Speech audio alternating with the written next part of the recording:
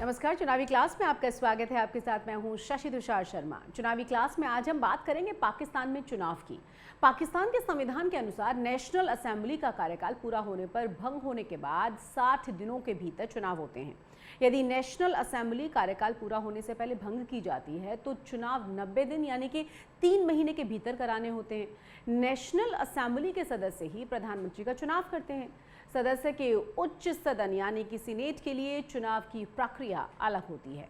आइए जानते हैं कि पाकिस्तान के संसद का स्वरूप क्या है और इसके लिए किस तरीके से चुनाव करवाए जाते हैं। चुनाव यानी कैसे होते हैं। पाकिस्तान की संसद में 2 सदन होते हैं। निचले सदन को यानी नेशनल असेंबली को कौमी असम्बली कहा जाता है, वहीं उच्च सदन यानी कि सीनेट को आईवान ए बाला कहा जाता है। नेशनल असेंबली भारत की लोकसभा की तरह है। नेशनल असेंबली के लिए डायरेक्ट इलेक्शन किए जाते हैं।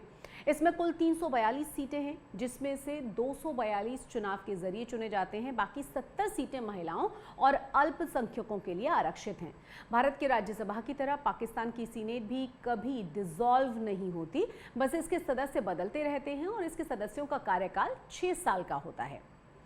पाकिस्तान और भारत में चुनाव की व्यवस्था लगभग मिलती जुलती है। भारत के ऊपरी सदन यानी कि राज्यसभा की तरह पाकिस्तानी सीनेट के सदस्यों को प्रांतीय असेंबलियों के सदस्य चुनते हैं, जबकि निचले सदन नेशनल असेंबली के सदस्यों को आम चुनाव से चुना जाता है। नेशनल असेंबली की 342 में से 272 सीटों के लिए डायरेक्ट इलेक्शन होता है। बाकी 70 में से 60 सीटें महिलाओं के लिए और 10 सीटें पाकिस्तान के पारंपरिक और धार्मिक अल्पसंख्यक समुदाय के लिए आरक्षित होती हैं। इनका चुनाव आनुपातिक प्रतिनिधित्व प्रणाली से होता है।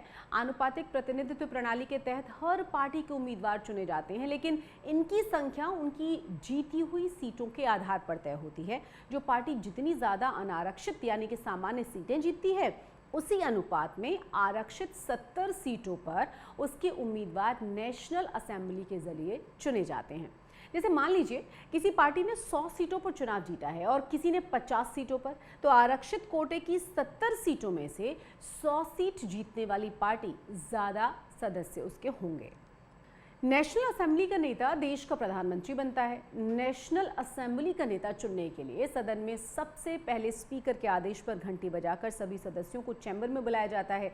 इसके बाद असेंबली के दरवाजे बंद कर दिए जाते हैं। दरवाजे बंद होने के बाद कोई सदस्य असेंबली के भीतर नहीं आ सकता और ना ही बाहर जा सकता है। उसके बाद स्पीकर नेता पद के लिए प्रस्तावित उम्मीदवारों के नामों का ऐलान करता है। असेंबली के सदस्य नॉमिनेटेड कैंडिडेट्स के लिए वोटिंग करते हैं। वोटिंग के बाद सभी सदस्य स्पीकर के चैम्बर से बाहर चले जाते हैं। जब तक वोटों की गिनती नहीं होती, तब तक किसी सदस्य को चैम्बर में आने की अनुमति नहीं होती। वोटिंग की गिनती होने के बाद 2 मिनट के लिए फिर से घंटी बजाई जाती है और सदस्यों को बुला लिया जाता है। इसके बाद स्पीकर मतदान के परिणामों की घोषणा करता है। पाकिस्तानी संसद के उच्च सदन यानी कि सीनेट में 104 सदस्य होते हैं। इनका चुनाव अलग अलग आधार पर होता है।